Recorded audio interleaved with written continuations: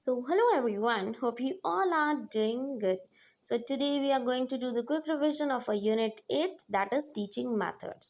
तो जैसे कि हमारी यूनिट 8 में ना दो मेथड्स हैं, एक है टीचर सेंटर्ड मेथड और एक है चिल्ड्रन सेंटर्ड मेथड या स्टूडेंट सेंटर्ड मेथड।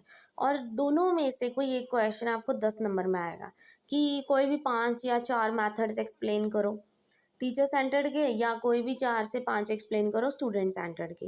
तो मैं ये दो वीडियोस बनाऊंगी क्विक रिवीजन के लिए ताकि आपको टीचर सेंटर्ड अलग से पता लगे कौन से मेथड्स हैं और स्टूडेंट सेंटर्ड कौन से। वैसे तो मैं नोट्स ऑलरेडी अपलोड कर चुकी हूँ, वहाँ पे नोट्स में आपको प्रॉपर नोट्स मिल जाएंगे कि यस ये मेथड्स टीचिंग की है, ये स्टूडेंट सेंटर्ड के है।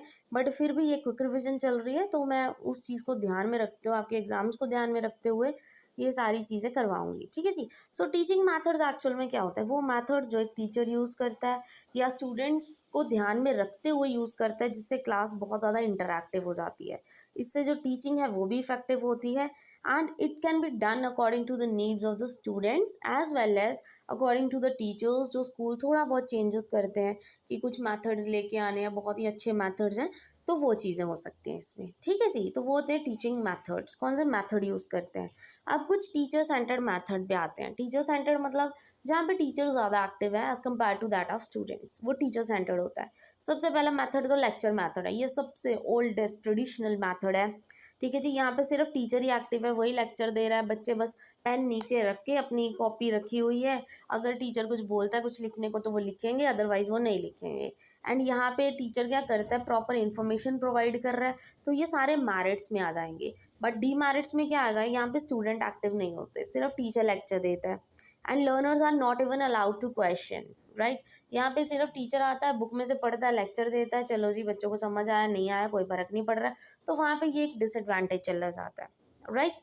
Now the second method is demonstration method. Demonstration क्या होता है, जैसे हम प्रैक्टिकल करते हैं, हम कोई प्रैक्टिकल करके बच्चों को दिखा रहे हैं, केमिस्ट्री का कोई फिजिक्स का, ठीक है जी। तो बच्चे क्या कर रहे हैं, वहाँ पे सिर्फ ऑब्जर्व कर रहे हैं, ठीक है। बच्चे बहुत अच्छे ऑब्जर्वर बन जाते हैं, वहाँ पे उनकी जो सारी सेंसेस है वो एक्टिव हो जाती हैं। Students learn by doing, involve the senses. But यहाँ पे कई बार एड्स नहीं होते, जैसे गवर्नमेंट स्कूल्स हो गए ना, वहाँ पे प्रॉपर एड्स होते ही नहीं है, ना ब्यूरेट होती है ना पिपेट होती है, तो एक्सपेरिमेंटेशन कैसे करनी है, तो वहाँ पे ये चीज़ें एज अ डिसएडवांटेज चली जाती है, राइट।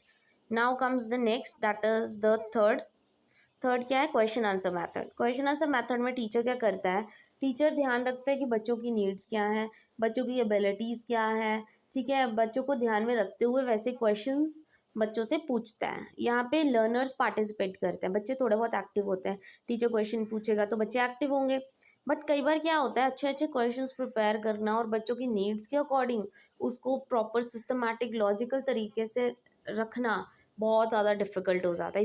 देखो इतने लर्नर्स हैं, इतनी उनकी नीड्स हैं, कोई कोई चीज़ समझता है, कोई कोई। अब टीचर यही चीज़ करता रहेगा तो पढ़ाएगा कब, तो ये एक डिसएडवांटेज चला जाता है, right. Now the last is the TV video presentation. जैसे प्रोजेक्टर के थ्रू हम दिखाते हैं बच्चों को, कोई भी स्क्रीन्स पे दिखाया जाता है, ये सारे एडल्ट लर्नर्स के लिए बहुत ज़्यादा अच्छा है। बट छोटे बच्चों की बात आती है तो वहाँ पे इतना इफेक्टिव नहीं होती ये चीज़ें। एंड यहाँ पे कोई टू वे कम्युनिकेशन नहीं है, बच्चों को प्रोजेक्टर पे जो लगा के दे दिया, बच्चे वही समझेंगे वही करेंगे, ठीक है जी। यहाँ पे बच्चे कोई क्वेश्चनिंग नहीं कर सकते, कुछ नहीं कर सकते, तो टू वे कम्युनिकेशन बिल्कुल नहीं है, तो ये एक डिसएडवांटेज आ जाता है इसका, ठीक है जी। So these are the teacher centered method. I hope this quick revision is clear to you of unit 8. अब नेक्स्ट वीडियो में यूनिट 8 के ही मैं स्टूडेंट सेंटर्ड मेथड्स आपके लिए लेके आऊँगी ताकि आपको बहुत क्लियरली सारा ये अंडरस्टैंडेबल हो, क्योंकि बहुत इंपॉर्टेंट क्वेश्चन है ये, पक्का क्वेश्चन पेपर में आएगा ही आएगा, 101% श्योर, ठीक है जी। So this is all about today. Video अच्छी लगी हो, इन्फॉर्मेटिव हो, then please don't forget to like and subscribe my channel. Thank you very much.